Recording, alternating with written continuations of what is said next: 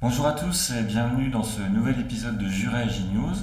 On espère que vous allez bien, que la période de Pâques s'est bien passée pour vous et que vous avez mangé pas trop de chocolat. Pour nous, ça s'est plutôt bien passé dans l'équipe. On est revenu en pleine forme. Alors, pour ce nouvel épisode, donc, comme d'habitude, on va vous présenter les actus. Ensuite, on aura Sophie qui va venir nous parler de la mobilité internationale. On aura ensuite des infos au niveau de la carte avantage jeune. On aura l'interview décalée de Charlène et puis on terminera par le jeu. On commence donc par les actus.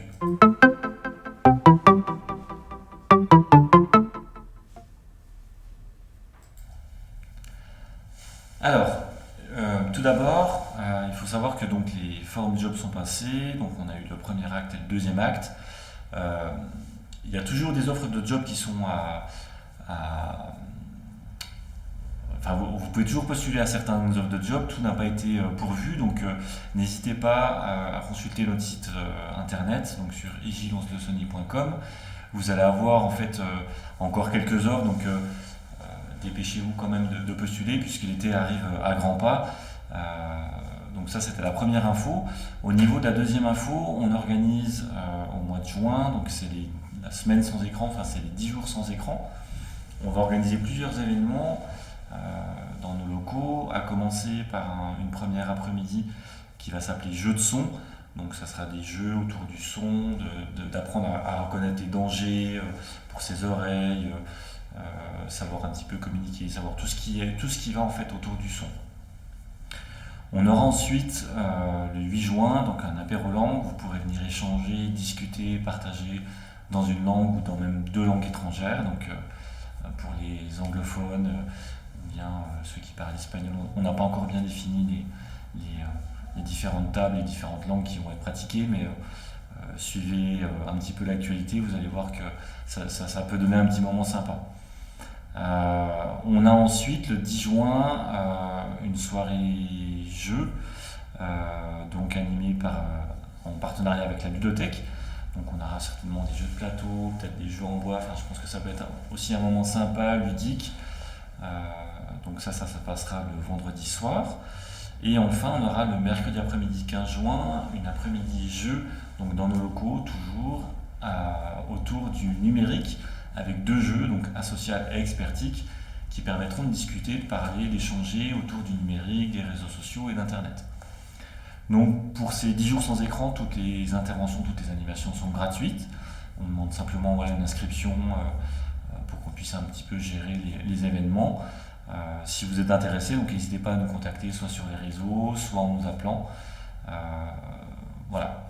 Donc on espère vous y retrouver nombreux et je pense que ça peut donner des moments assez sympas. On a ensuite, on organise donc le mois de mai, c'est le joli mois de l'Europe. On a notamment le 14 mai la journée de l'Europe. On organise pour l'occasion un concours selfie.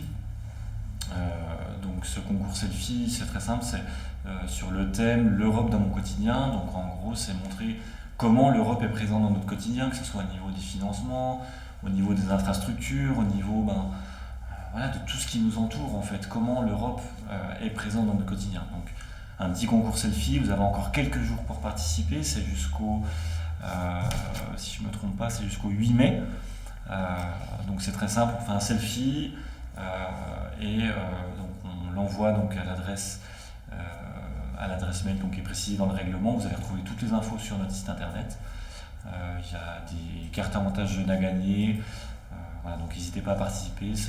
Ça peut être une carte avantage jeune facilement gagnée.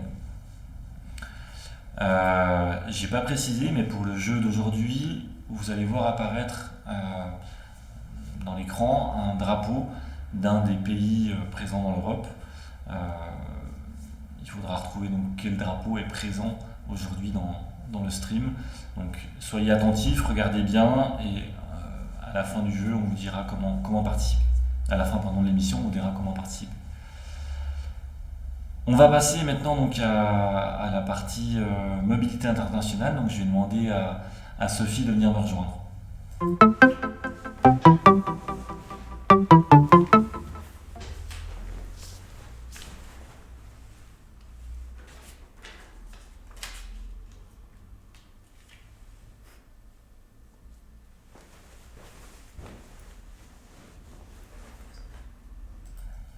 Bienvenue Sophie. Merci. Alors tu vas nous parler de mobilité internationale et des différents moyens de partir à l'étranger. Oui, c'est ça, tout à fait. Alors déjà, dans un premier temps, il faut savoir qu'on peut partir en mobilité internationale pour beaucoup de choses. Donc ça peut être pour trouver un job, pour faire un stage ou même pour partir étudier une langue. Ça peut aussi être le cas dans le cadre d'une césure au niveau des études. Donc on peut partir à tout âge avec des statuts différents. On peut partir à titre individuel ou alors avec un programme. Donc un programme, c'est un accord entre un établissement français et un établissement étranger qui est mis en place et qui permet à des étudiants français de partir faire leurs études dans le cadre d'un programme. Voilà, sachant que pour partir faire une partie de ses études à l'étranger, il faut quand même avoir validé un semestre ici. Et on ne peut pas partir comme ça n'importe comment. Non, il faut quand même avoir validé son premier semestre, quoi. Après, pour partir, il existe différentes aides pour les jeunes, pour les aider un peu à financer tout ça, tout ce qui est le voyage, le logement, la vie qui va devoir se poursuivre là-bas. Donc dans un premier temps, on a Erasmus+, donc, dont les établissements parlent beaucoup. Donc il peut apporter une bourse entre 150 et 300 euros pour un départ à l'étranger, qui est cumulable avec une autre aide qui s'appelle l'aide à la mobilité internationale, qui est réservée aux étudiants boursiers et qui, elle, peut aller jusqu'à 400 euros par mois pour un jeune qui part faire ses études à l'étranger. D'accord. Les deux sont cumulables. Ouais, elles sont cumulables, ouais. Et il reste la bourse Acquisis, donc qui peut s'ajouter encore une fois à ces deux aides, et qui, quant à elle est pour les étudiants inscrits en Bourgogne-Franche-Comté. Voilà. Ok. Il y a, en dehors des études, après les études, il y a encore d'autres moyens de partir ? Oui, alors il existe un programme qui s'appelle le programme Stage Monde, donc qui s'adresse aux jeunes diplômés et ou demandeurs d'emploi de Bourgogne-Franche-Comté. Donc là, ça revient à partir entre 18 et 30 ans, faire un stage qui peut aller entre 3 et 5 mois, donc un stage à l'étranger, tout en étant rémunéré soit par son allocation chômage, soit par son allocation chômage.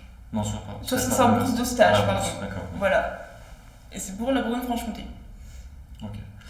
J'imagine que, pour ce qu'il faut bien avoir en tête, c'est que même si on a des bourses, que ce soit en tant qu'étudiant ou en tant que jeune demandeur d'emploi et qu'on part après ses études, il faut quand même prévoir un peu une petite somme d'argent, un petit budget pour partir, parce que même avec une bourse, une ou plusieurs bourses, des fois ça suffit pas quand on part dans certains pays.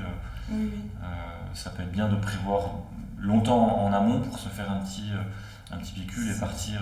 Même si on part avec un programme, il vaut quand même mieux partir avec un petit fonds personnel, quoi. Ouais. Et puis si on part à titre individuel, pour le coup, ça revient tout à nous. Oui, si on part sans programme, sans... D'accord. Il y a aussi un autre moyen de partir, donc ce qu'on appelle le partir au pair. C'est ça. Donc partir au pair, donc c'est entre 18 ans, 17 ans si on a une autorisation parentale. Donc partir au pair, ça revient à partir à l'étranger, garder des enfants, s'occuper des enfants d'une famille, les emmener à l'école, les emmener à leurs loisirs, leur faire à manger, les occuper dans leur temps libre, tout ça. Et on est nourri, logé, blanchi par la famille qui ont gardé des enfants. Et Ok. c'est sur plutôt longue durée. Ça va quand même un an, 6 mois, un an qui sont les plus Ouais, disponibles. d'accord. Voilà. Les plus longs, ça peut aller jusqu'à un an. Ok. C'est ça. Il y en existe des plus courts, mais c'est plus rare. Ok. Et on a donc justement le témoignage d'une... Oui, d'une copine, Sarah, qui est partie au pair pendant un an aux États-Unis. Ok, donc on vous propose d'écouter son témoignage et on se retrouve tout de suite après.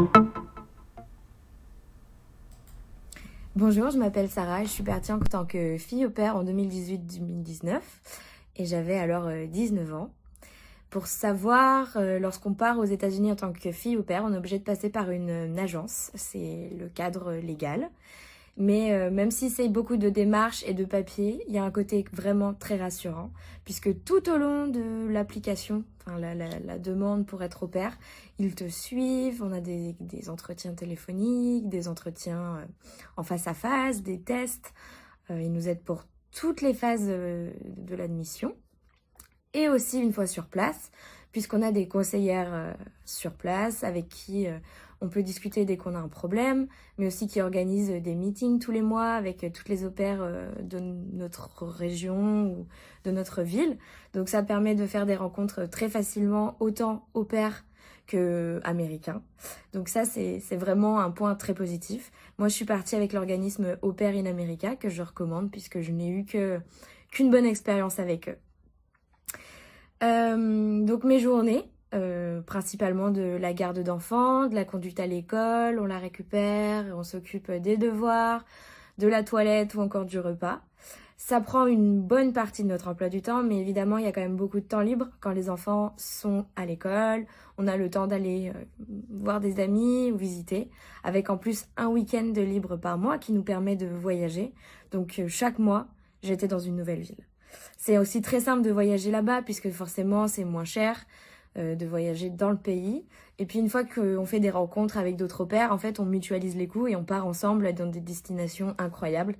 Et ça crée des souvenirs vraiment, vraiment géniaux. Le point positif de partir en tant qu'au pair, évidemment, c'est changer de culture, découvrir d'autres choses, voyager, partir loin, et du coup, savoir se débrouiller, savoir vivre seul. Bon, évidemment, il y a quand même quelques désavantages, si je puis dire, notamment des fois le choc culturel, qui ne m'a pas forcément touchée moi, mais je sais que d'autres au pairs sont très affectés par le changement de culture, être loin de leurs proches, donc ça peut prendre quelques mois pour qu'il y ait une vraie adaptation. Mais évidemment, à chaque fois, on est accompagné, on n'est pas tout seul, on a nos amis qui nous aident et qui nous soutiennent, puis évidemment, la famille, qu'il faut qu'ils soient proches de nous, puisqu'on part forcément un an. Donc ça, c'est, je dirais, le point le plus compliqué. Après, évidemment, la barrière de la langue. J'ai eu la chance de partir alors que je parlais plus ou moins bien anglais et que je comprenais très bien, ce qui n'est pas le cas de tout le monde. Il y en a qui partent et qui ne savent ni comprendre ni parler, mais qui, forcément, une fois en immersion, n'ont pas d'autre choix que de s'adapter et qui finalement reviennent bilingues. Donc vraiment, ce côté découverte culturelle et développement des langues, c'est ce qui est pour moi le plus important et qui me sert encore aujourd'hui dans mon métier, puisque la majorité des choses se font en anglais. Donc si je suis partie, c'est parce que je voulais faire une année de césure entre la fin de mon BTS et la suite de mes études supérieures en bachelor ou en master. C'était pour moi le meilleur moment de partir, parce que une fois que j'allais terminer mon master, forcément j'allais rentrer dans la vie active et ça allait être plus compliqué de partir. Du coup, je pense que c'est une bonne façon de couper en deux ses études, ou même si on n'est pas sûr de ce qu'on veut faire plus tard, et à la fois de ne pas perdre son année, puisque j'ai créé des souvenirs, des relations avec des personnes que je revois encore aujourd'hui. Je suis encore très en contact avec ma famille d'accueil, qui était géniale. Et du coup, voilà, je pense que c'était vraiment un point positif. Si j'avais un conseil à donner, c'est de foncer. Qu'importe l'organisme avec lequel vous passez, ce sera similaire. De foncer, de ne pas hésiter, parce que c'est vraiment une expérience à vivre une fois. Et rentrer dans le cercle des au pairs, c'est vraiment rentrer dans une famille, parce que on est toujours encore en contact, on se soutient, on aide les nouvelles au pairs. Et maintenant, depuis que je suis rentrée, ça va faire 4 ans. J'ai qu'une envie, c'est d'y retourner. Et ça, il faut se dépêcher parce qu'on a jusqu'à 27 ans pour le faire. Donc renseignez-vous bien et n'hésitez pas parce que c'est l'aventure d'une vie. Bon courage!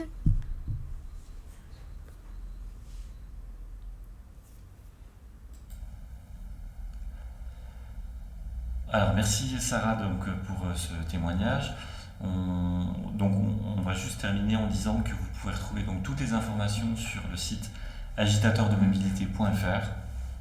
Je me rappelle plus si c'est .fr ou .com. Oh, c'est .fr.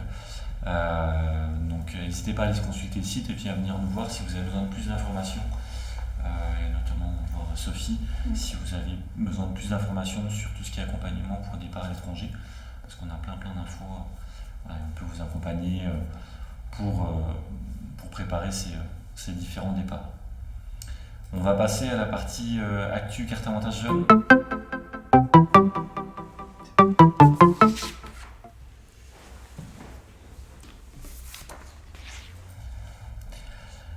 Alors, au niveau de la carte avantage jeune, donc plusieurs actus un peu sympas, voilà, des choses à connaître, à savoir pour les semaines, les mois à venir. On a déjà donc le 4 juin, il y a une journée spéciale à Belsin, la course Adventure Run. Donc il y a deux événements, un événement plutôt adulte, un événement plutôt enfant. Donc il y a 20% en fait de réduction sur l'inscription avec la carte avantage jeune. Je pense que ça peut être une journée un peu sympa pour les parents comme pour les enfants, comme pour les plus jeunes, puisque donc pour la course c'était une course d'obstacles avec des dénivelés, enfin ça peut être assez sympa. Et pour les enfants, enfin il y a de l'acrobranche, parcours d'obstacles, atelier éducatif, jeux gonflables. Donc allez voir, il y a un site internet qui a été conçu pour l'occasion. Donc je répète, ça s'appelle Adventure Run. Le 20 et 21 mai à Mervan, il y a le festival Europopcorn. On a obtenu une réduction donc, avec la carte avantage jeune. Vous pouvez venir donc, dans le réseau Info Jeune, donc à Lons et à Dole. Et vous avez en fait l'entrée à 13 €, donc en prévente dans le réseau Info Jeune, mais uniquement sur Lons-le-Saunier et Dole. Et dernière info, donc vous avez toutes les activités qui commencent à réouvrir au niveau des activités d'été. Donc, alors je vous en dis 2-3, mais il y a tout ce qui est canoë, rando, ferrata, canyoning, parc de loisirs, parc des oiseaux, sortie en trottinette, paintball, chute libre, karting, cani-rando. Il y a vraiment plein de choses qu'il est possible de faire avec la carte avantage jeune.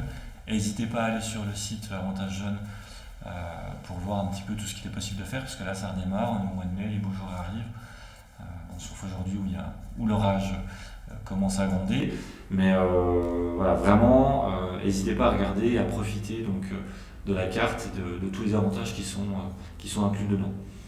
Et non, j'ai oublié encore une info, pour certaines personnes, les communes offrent la carte avantage jeune, et c'est maintenant que ça se passe, c'est maintenant qu'il faut aller vous inscrire dans vos mairies pour bénéficier en fait des cartes avantage jeunes gratuites ou bien des cartes avantage jeunes à prix réduit, parce que certaines mairies donc soit offrent la carte, soit vous l'offrent mais à prix réduit. Voilà, donc n'hésitez pas à aller voir vos mairies pour demander si vous pouvez vous inscrire pour l'année prochaine, donc pour la carte 2022-2023. On va passer à la partie suivante et donc à l'interview décalée de Charlène.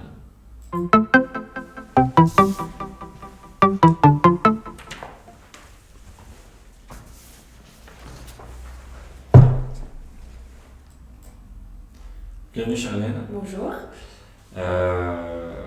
Donc on passe à l'interview décalée. Donc pour rappel, l'interview décalée, ça permet de faire connaître un petit peu mieux l'équipe, d'une façon un peu plus rigolote, un peu plus sympa.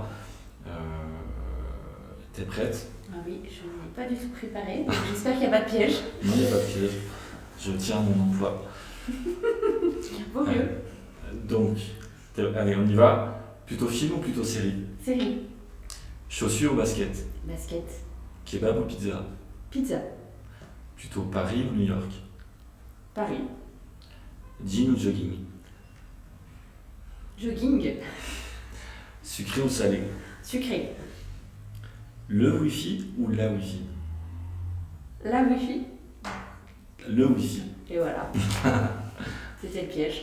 Chocolat au lait ou chocolat noir? Chocolat noir. Chat ou chien? Chien.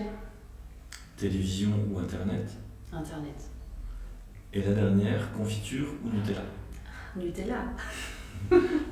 Et enfin, une musique, une chanson qui te file la patate, qui te donne la pêche, qui te donne envie de te lever le matin. Hein? Ça, c'est piège. La question piège, t'en as pas qui? Joker. Joker. D'accord. Bon. Et ben c'est pas grave. Donc merci pour ta participation.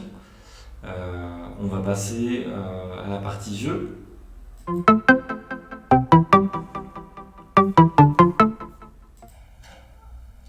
Alors, pendant l'émission, vous avez dû voir apparaître un drapeau d'un pays européen. Pour participer au jeu, c'est simple, il suffit de nous envoyer le nom du pays à l'adresse mail qui va s'afficher en bas de l'écran. Vous avez jusqu'à ce soir minuit pour participer, comme d'habitude, et donc à gagner une carte avantage jeune, des places de ciné. Donc je rappelle quel est le nom du pays, enfin quel est le nom du drapeau, je m'embrouille dans ce que je dis, quel est le pays que vous avez vu affiché donc à l'écran. Cette quatrième émission se termine. J'avais pas pensé, mais quatrième émission, si je ne me trompe pas, on est le 4 mai. On a tapé super juste. Je terminerai juste par ce petit mot.